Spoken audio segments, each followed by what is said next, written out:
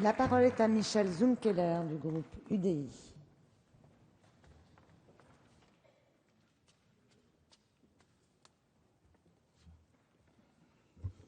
Madame la Présidente, Monsieur le Ministre, Monsieur le Rapporteur, Monsieur le Président de la Commission, mes chers collègues, nous allons donc aujourd'hui clore dans cet hémicycle le débat sur le projet portant création de la BPI. Donc la BPI, c'était l'engagement numéro 1 du Président de la République qui avait inscrit dans ses 60 engagements « Je créerai une banque publique d'investissement. À travers ces fonds régionaux, je favoriserai le développement des PME, le soutien aux filières d'avenir, la conversion écologique. Je permettrai aux régions pivots de l'innovation économique de prendre des participations dans les entreprises stratégiques pour le développement local et la compétitivité de la France.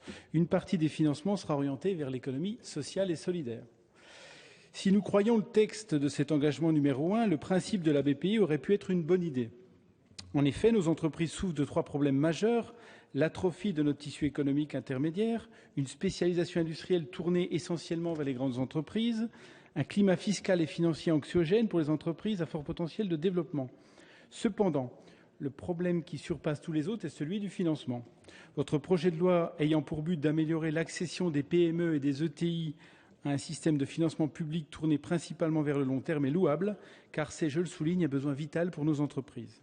Toutefois, nous ne pouvons que nous étonner du décalage évident entre l'objectif affiché de la BPI et la politique que vous menez depuis votre arrivée au pouvoir. En effet, le mal essentiel qui frappe notre tissu économique tient à la très faible marge et aux capacités d'investissement insuffisantes de nos entreprises. C'est un frein au développement des PME et donc à l'exportation. Le matraquage fiscal mis en place depuis quelques mois aggrave cette situation et peine à créer un climat favorable au développement et à la croissance des entreprises.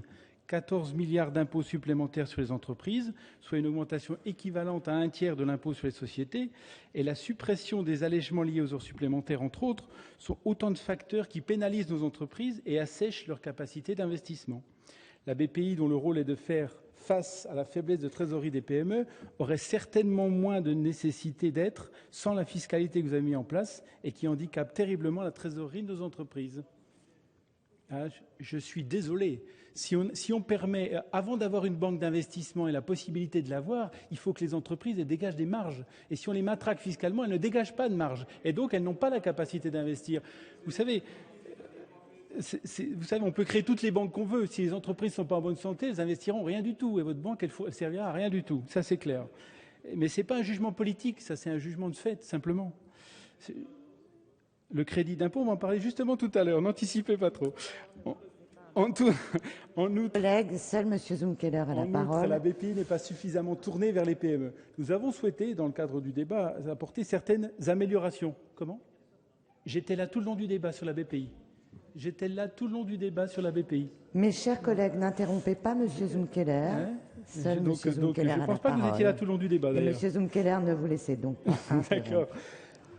Donc j'en étais. Donc j'ai d'ailleurs moi-même déposé des amendements que vous n'avez pas votés qui insistaient sur le rôle des chambres consulaires. On aurait souhaité simplement qu'elles soient un peu plus impliquées et principalement que leur réseau serve à diffuser les produits. Ça n'a pas été le cas. On le regrette parce qu'il y a une compétence et une capacité au sein de ces chambres consulaires qui aurait pu être très utile. Elle peut encore l'être d'ailleurs. On proposait aussi que cette BPI, dans le cadre de son fonctionnement, il y ait des entrepreneurs qui soient représentés. Il n'y en a aucun. Aucun.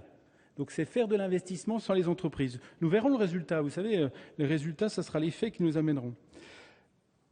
On avait souhaité aussi qu'elles participent au financement des TPE. Ça a été retoqué. Je le regrette. Je pense que le besoin des trésoreries des TPE et des très petites entreprises n'est pas prévu et ça sera très certainement un manque.